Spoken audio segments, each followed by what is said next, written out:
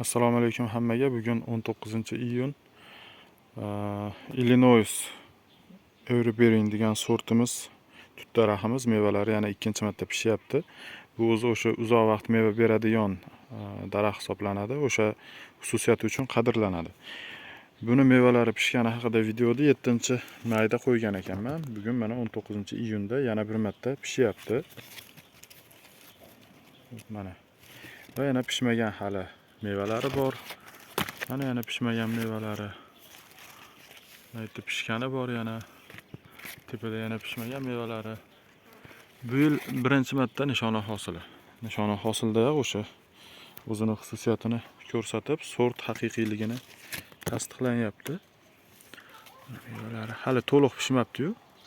Yesa bo'ladigan holatda menimcha. Mana.